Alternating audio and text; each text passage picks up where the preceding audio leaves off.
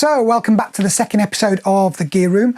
In today's episode I want to talk with you about a mountaineering rack. Basically all the technical hardware that you need to climb a mountaineering route. That'd be like a grade 2, grade 3 or above, using the rope and the sort of equipment that I'd sort of put on my harness.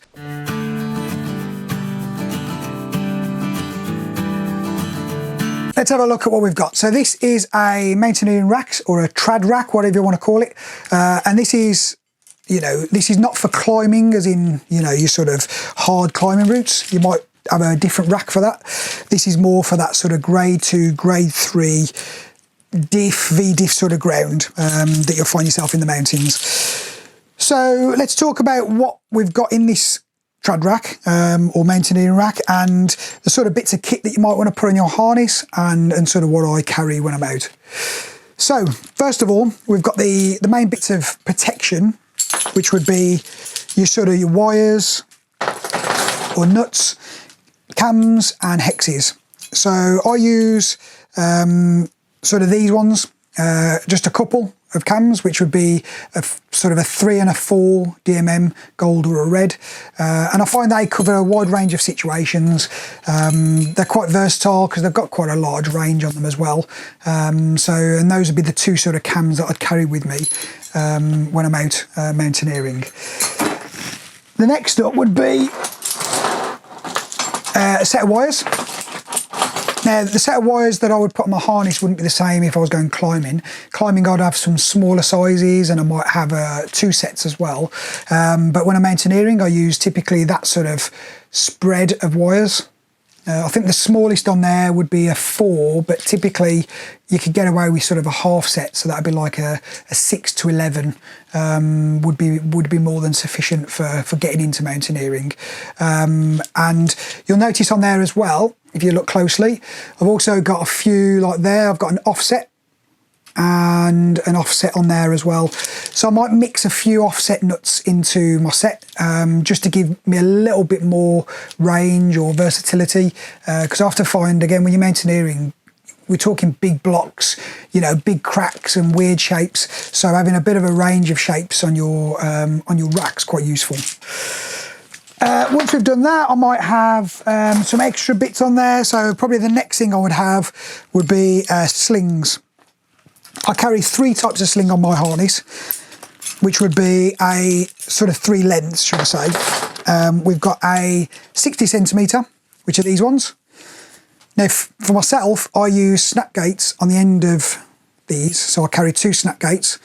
So I use it as an extender. And that's once I've placed a wire or a cam and I need to extend it to keep the rope straight, I'd use a 60 centimetre extender like that. Nice and lightweight. Got some sort of Wild Country Xenon lightweight snap gates on there, and quite tidy as well to carry on your harness. So that's 60 centimetre slings. Then you've got your 120s. Now 120s, there's a few different types out there. The main 2 types that I use would be nylon and Dyneema, which is the white and red one, and then aramid. The benefits between the two is not really anything to do with strength. It's more, the aramid is more tubular.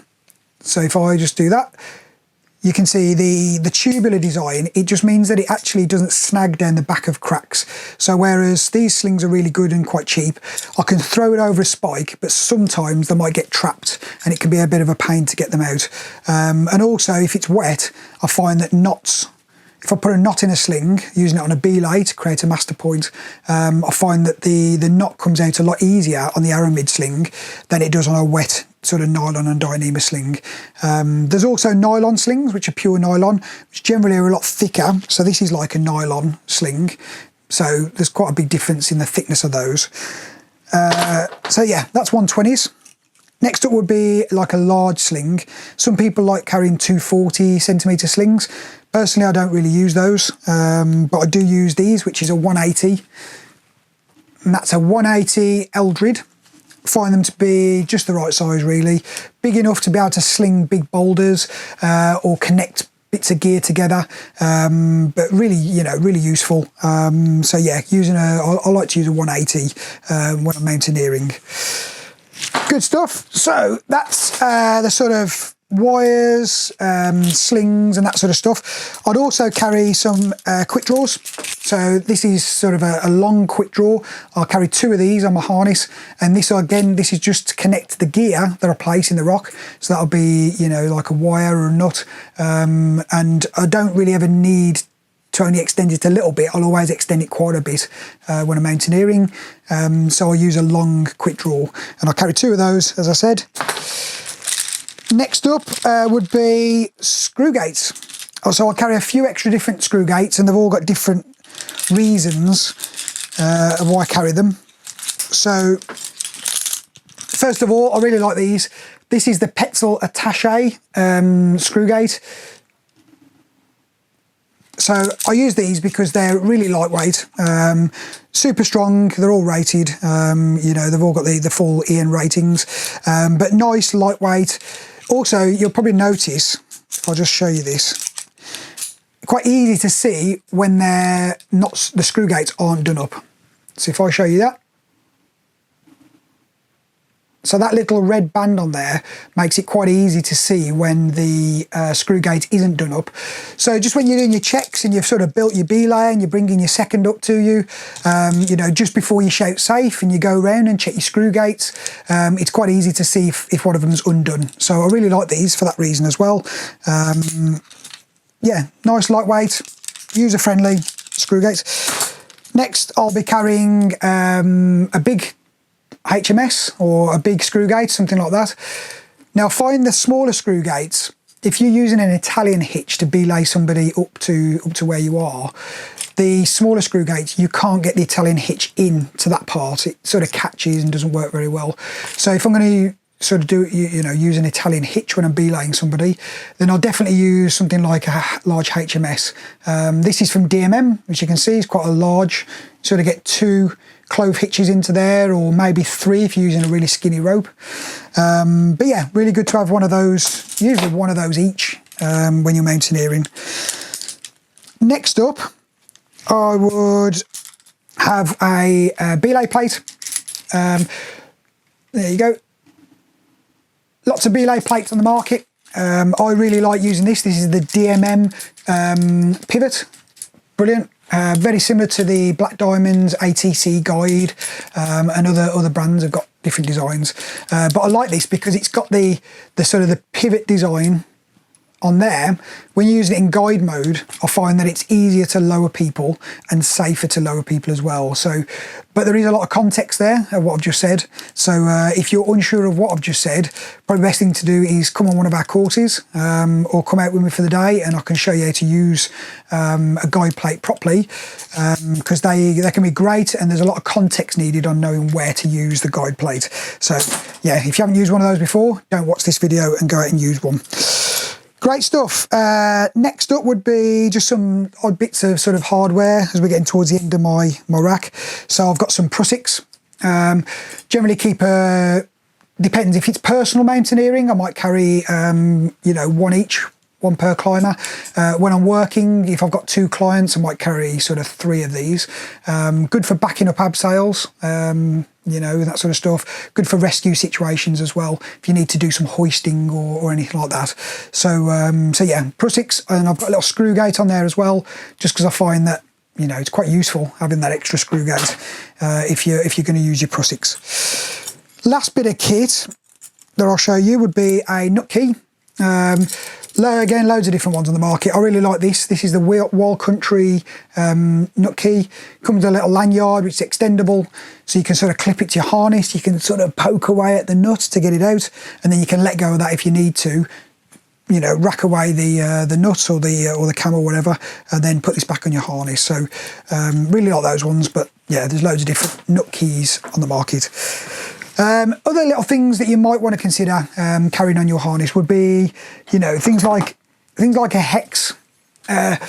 I generally, personally, I don't carry a hex when I'm personal mountaineering. That's just because I'm quite happy using wires and, you know, and cams when I'm out. So I don't really see the need for hexes. But if you can't afford, you know, cams, hexes are really, really good sort of substitute, I suppose you call it. Cover a wide range of sizes, so you've got quite large hexes, and then they do, where's it gone? They do quite small hexes. They do a smaller one than this, they do like a green one, which is even smaller. But yeah, hexes are really good. If you're first getting into mountaineering, they're really good. I think there's this common misconception that, you know, hexes are the strongest or the best bits of kit out there. And like any of the bits of kit that I've just shown you, it's all about, if you can place it well, then it'll be strong enough to do what you want it to do. You know, a badly placed hex is no better than you know, a badly placed micro wire. So don't ever get into the sort of the train of thought that just because it's big, it's better, because it's stronger. It still needs to be placed correctly and appropriately, but just bearing that in mind.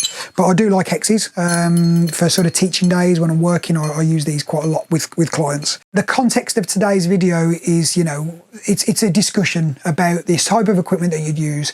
I haven't discussed the appropriate use or where you should use these bits of kit, because I think that's better saved for proper instructional days and for days out in the mountains. But if you are interested in joining me to learn how to use this equipment, we run a mountaineering introduction course. I run a number of these every month. They're very, very popular courses, and you get to use all of this kit under the watchful eye and the sort of safety of myself or other mountaineering instructors that work for me, and that's probably the best way to figure out how to use this kit if you don't already know. I hope you enjoyed today's video about mountaineering racks. If you enjoyed the video, give it a like, subscribe to our YouTube channel, check out our Facebook page, The Mountaineering Company, or visit our website, themountaineeringcompany.co.uk, for information about all the courses and events that we deliver throughout the year.